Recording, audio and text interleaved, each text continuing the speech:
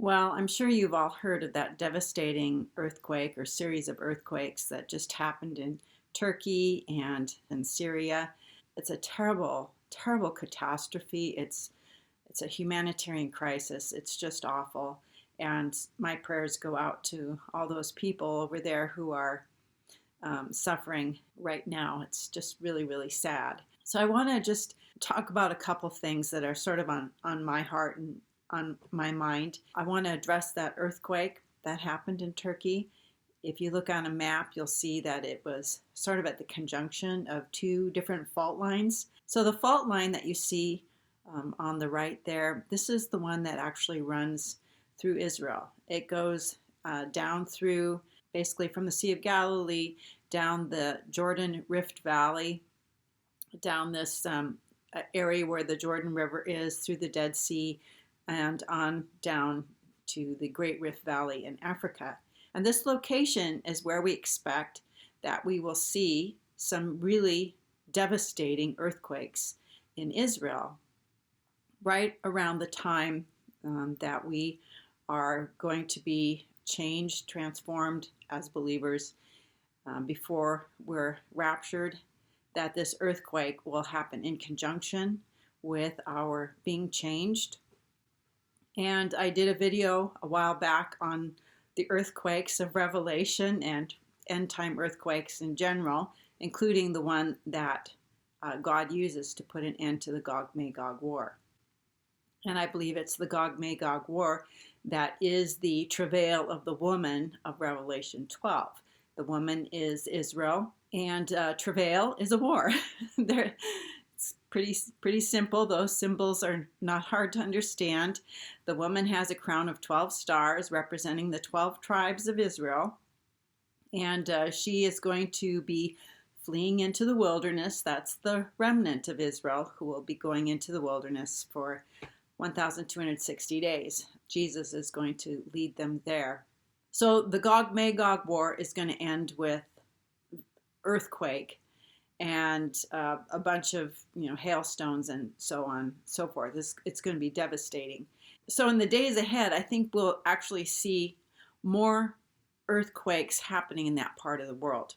I'm only speaking based on prophecy, okay, what I see in the prophetic word, not because I'm some kind of earthquake expert. I don't know anything about how all that stuff works. I depend on other people who study such things to let me know what their thoughts are about that. But the Bible tells us there's going to be earthquakes in the land of Israel during the end times. We know that the Mount of Olives is going to split in two, and that's when the remnant is going to flee through that opening. And then we know that Mount of Olives is going to close back up again. The earth is going to come to the aid of the woman. It's going to swallow up the army that's been sent to pursue them into the wilderness. So we know there's at least two earthquakes there. There's earthquakes associated with the sixth seal, which is toward the end of Reign of the Beast. There's an earthquake associated with the seventh trumpet, which will be right at the time when Jesus begins to rule and reign. So there's a lot of earthquakes. I invite you to watch that video I did on earthquakes. So I've done a series of videos. I've been doing them for a number of years now, periodically, where I talk about the idea there is no 7-year tribulation. There's no Antichrist confirming a covenant. There's no 7 years of tribulation, okay? Equal wrath of God equals judgment. None of that is accurate. That is all a best guess from people who lived years and years and years ago, who came up with a doctrine, and then people have just been building on it ever since. But I hope you can see from the videos that I've put out that this is very questionable, highly questionable. And so if people are basing a whole end time eschatology on the idea of 7 years of tribulation, you're not going to end up with anything that's even kind of remotely accurate at all. And if you change the meaning of words, which people have been doing inadvertently, I don't think they realize they're doing this, but when you equate the coming of the Lord or the day of the Lord with the rapture, That's not biblical. That is not how those words are used. So there's a lot of confusion about terminology, and I've done a video, actually a series of videos on what do those Bible words mean, and you can look at that video series. It's called Words, Words, Words. It's so important that you know what these words actually mean and not just be reading things into them. Okay, so here's the problem.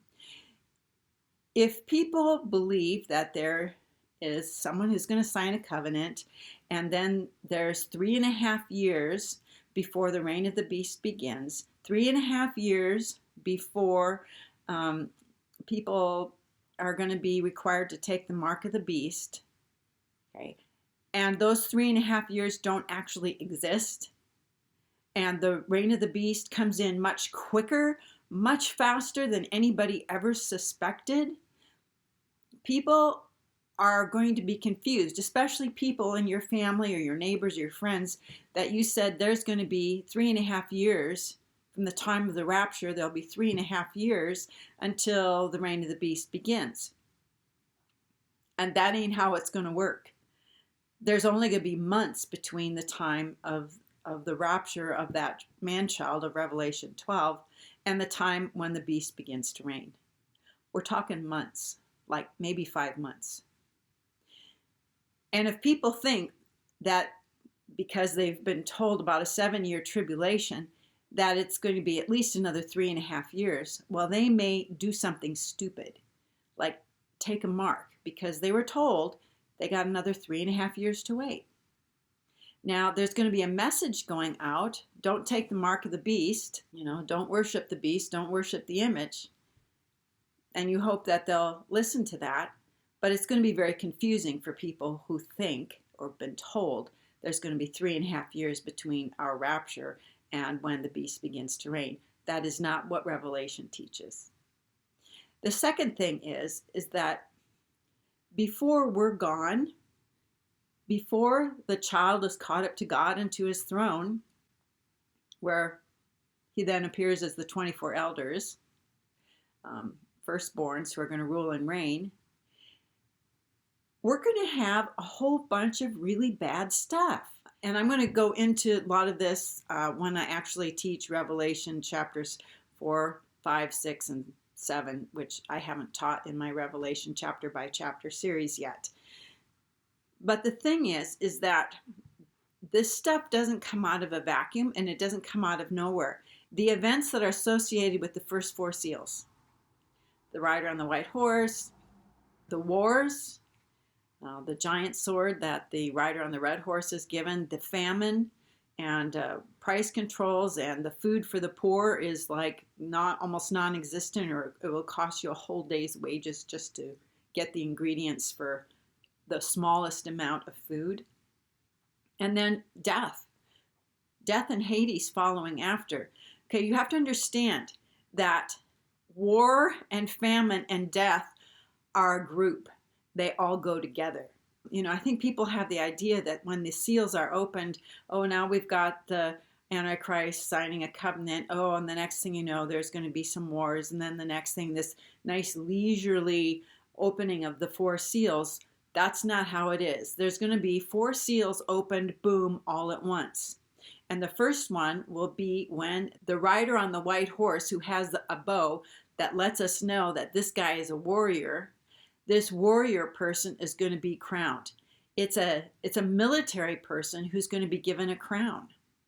It's a warrior king, and he's going to keep going and conquering. He's going to keep on with what he's been doing. He will have already started his ride, but he won't have a crown yet. That's what's given to him with the first seal.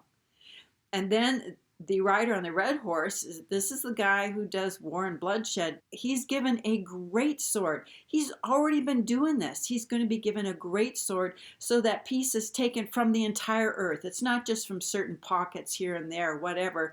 It's going to be the whole earth is going to be just riddled with wars and revolutions and discontent and neighbor against neighbor and family member against family member. It's going to be bloodshed of an extreme proportion. And here's the thing. If we are going to be raptured this fall, which I really hope, I'm sincerely hoping that it's this fall, because I don't know that we can survive another year, then what we're going to see this spring and summer is wars springing up everywhere, famines, food shortages everywhere, diseases on the scene that we've never seen before. Pestilences and epidemics and pandemic and people dying, the unrest of the world, the creation that's groaning, waiting the revelation of the sons of God. Things are going to get worse and worse and worse and worse, like incredibly worse, like really bad, and we're still going to be here. And this is where I think it becomes a problem for Christians.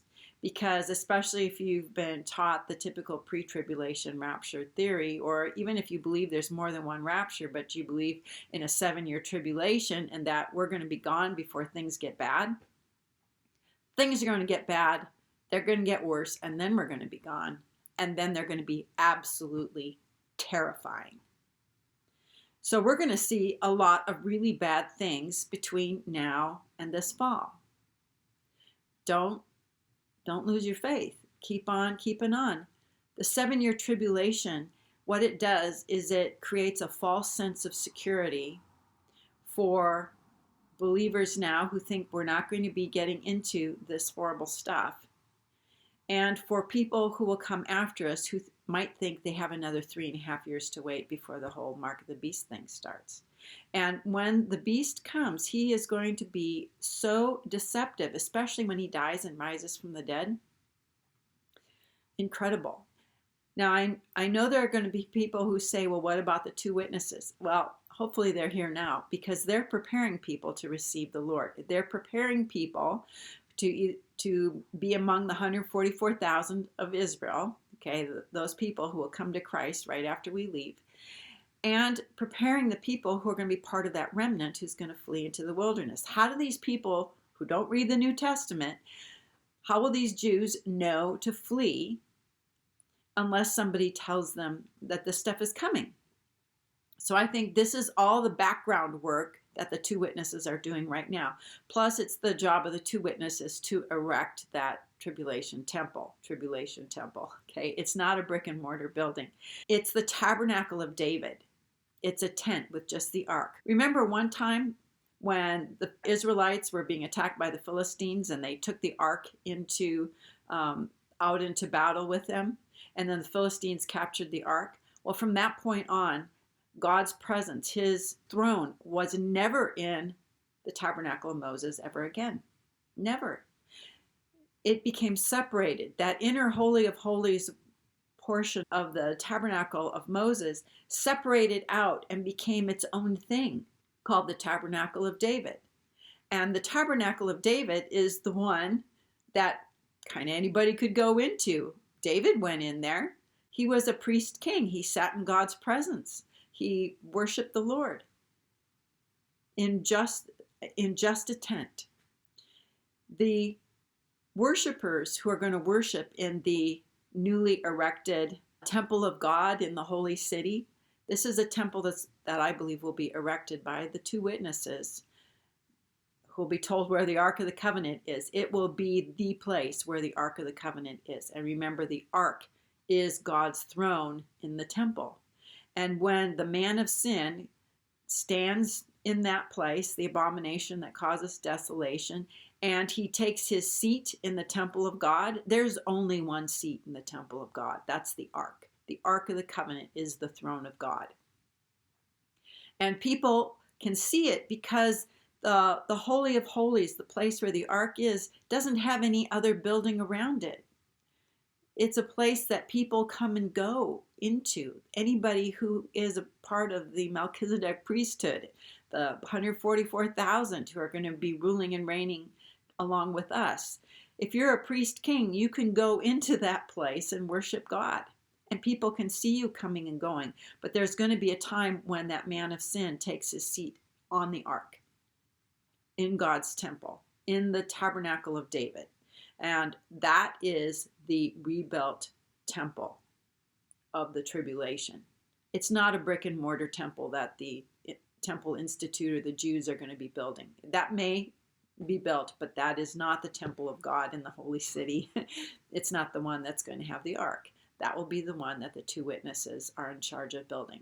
What I'm saying is a couple of things. One, if people believe in a 7-year tribulation, you're setting yourself up for disappointment when there's no rapture and it looks like the seals have already been opened. They haven't, but it'll look like that because there's a lead up. Remember, there's 4 angels holding back the 4 winds. They're holding back those first 4 seal, I'm not going to call them judgments because they're not judgments, they're events. The first 4 seal events are being held back, including the arrival of the person who will later become the Antichrist. At this point, he's just the 7th king. He is not the Antichrist until he is killed and rises from the dead. And then when he goes into that temple, that's when the people who are seeing that, the Jews who've been prepared, are going to follow Christ into the wilderness. Okay, that's more than I really wanted to say, but I just... it's just off the top of my head, and I just felt like I needed to say something. I think there'll be more earthquakes in that area of the world. And in addition to that, war is going to spread. A war is going to spread.